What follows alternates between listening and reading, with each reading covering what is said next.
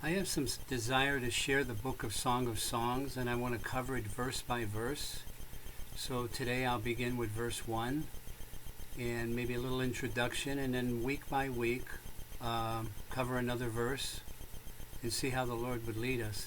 Because this precious book is for God's people as His lovers, to build them up that they could become His bride with bridal affections and bridal characteristics.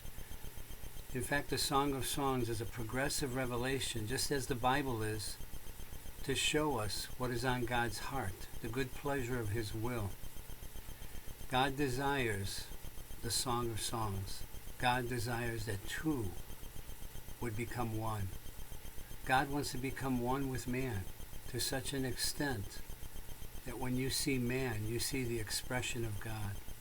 You see who God really is. You see the love of God, the grace of God, the righteousness of God, the holiness of God. So the book of the Song of Songs is a view of the whole Bible. In Genesis chapter 1, you see God creating man in His image, after His likeness. And then this man was alone, but it was not God's desire that man would be alone. In the same way, God did not want to be alone. So with Adam, God took a rib, He builded this rib into a woman, and this woman became the expression of Adam. It became Adam. All that this woman was from Adam. When you saw this woman, you saw Adam. In fact, in Genesis chapter 5, verse 1, it says, "They shall be called Adam. The two have become one." And throughout the Old Testament, you see a revelation of God as a husband, desiring, longing for a bride, that He could be everything to this bride, supply her, give her what she needs, protect her from the enemies. Eventually this bride would be His expression. But we know the story of how God's people wandered off, took other things as their source, and were distracted. Yet God's thought of two become one was still there. There were still many seekers throughout the Old Testament that entered into God's heart. In the New Testament, we begin again. In Matthew, it talks about the bride and the bridegroom. In fact, in John chapter 3, we see the chapter on regeneration or divine birth. Nicodemus was told by Jesus that he needed to be born again. But eventually, in that John chapter 3, you see that the regeneration issues in the bride. When John the Baptist spoke of Christ and His followers, he said, "The bridegroom has the bride. He must increase and I must decrease." The thought of two become one, Christ increasing through His bride. As you go on through some of the epistles, again you see in Romans chapter 7, you read the first few verses, it's again the story of joined to another, joined to Christ in resurrection, the two become one. In 2 Corinthians, you see Paul. He says, "I have espoused you as a virgin to this wonderful husband." The enemy tried to come in, but Paul's thought was that don't let the enemy come in. The two need to become one. Then in the book of Ephesians, where the word mystery is mentioned a multiple amount of times, in chapter 5, Paul says, there's a great mystery. There's mystery after mystery in the book of Ephesians, but the great mystery is concerning the two become one, Christ and the church. You go through the Bible, and in 1 John he says, we need to walk as He walked. As He is, so are we in the world. In the book of Revelation, at the end of the book, you see the Lamb, and you see a holy city, the New Jerusalem, prepared how? As a wife, as a bride for her husband. The beginning of the Bible begins with two become one, and the consummation or completion of the Bible, again, is two become one.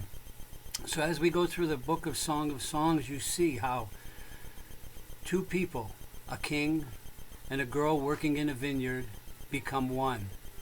She takes on his characteristics, and he becomes one with her and is expressed through her.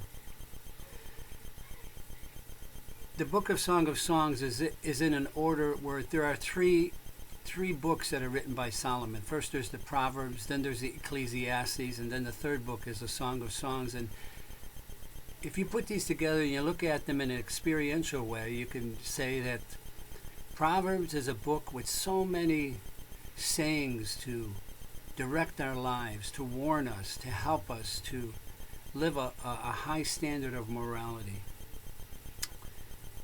But yet, if you take this book, which even many unbelievers have taken the book of Proverbs and used the sayings in there, and they do work. But yet, if you take this book without God, without the life of God, without Christ living in you, eventually you come to the book of Ecclesiastes, where you're doing good things, you're living a good life, everything is proper, but yet you're empty. So after the book of Proverbs comes the book of Ecclesiastes. In the book of Ecclesiastes, we have vanity of vanities. Another word for vanity is emptiness. Emptiness of emptiness. As the Song of Songs is the highest, emptiness of emptiness needs to precede this book.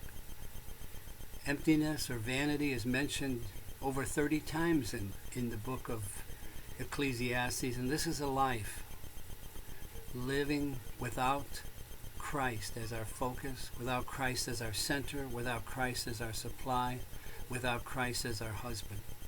Eventually, when we come so empty, it's a time to begin the Song of Songs, where we love nothing, we care for nothing, we only care for Him. And in this emptiness, when nothing is there, the Lord can begin to work His love in and through us. The book of Song of Songs is the predominant word is love. Love, love, love. 25 times at least the word love is used. So you can see the relationship, how it changes from Proverbs to Ecclesiastes to the Song of Songs. This is the top song. Solomon wrote over 1,000 songs, and this was considered the Song of Songs. Just as there is the Holy of Holies, the King of Kings, or the Vanity of Vanities, this is the top song that Solomon wrote.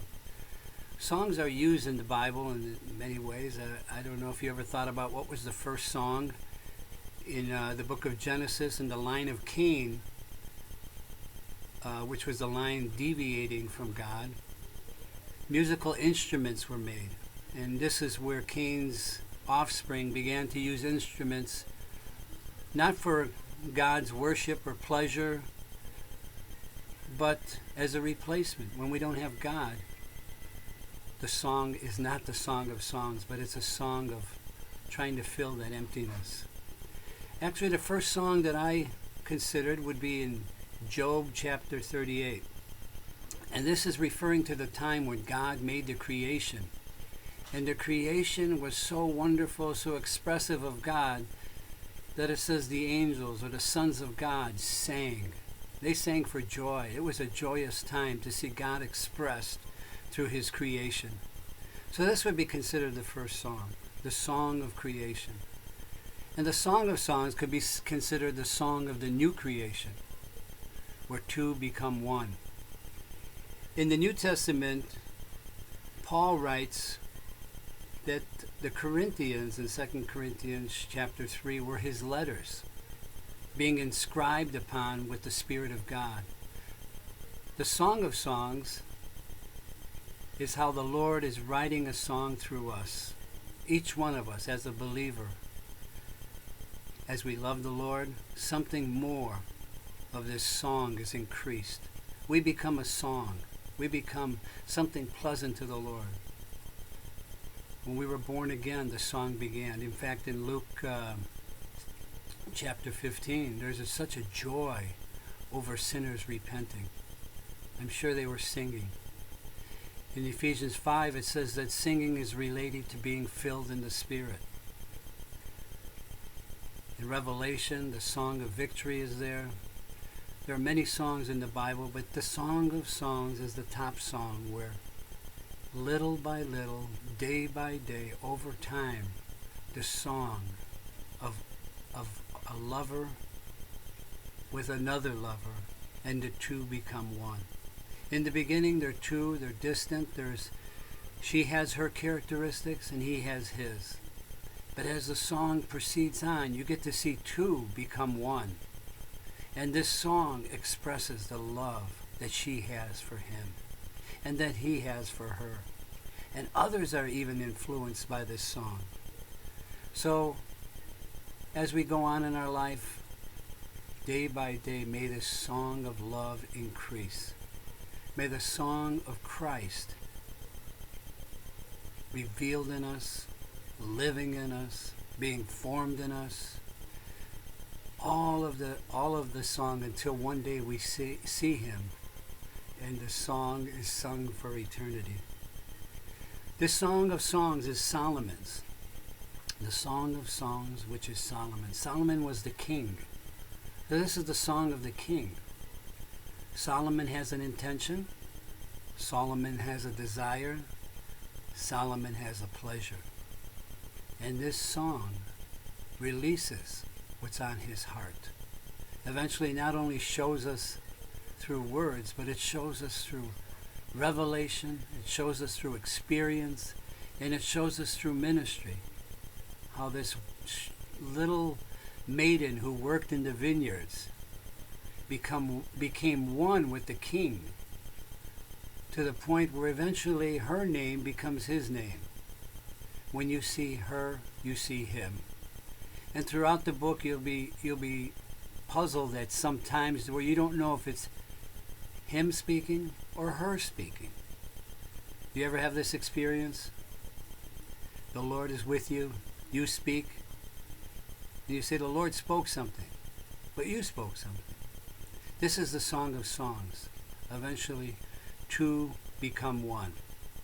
So next time we'll begin with verse 2, and we'll begin the pursuit as lovers. Together, let us love him, give our lives to him, and find out more and more who this wonderful person is until we express him, his intention, his good pleasure, and until he is satisfied with us. Not only we are satisfied with him, but he becomes so satisfied with us as the bridegroom and the bride.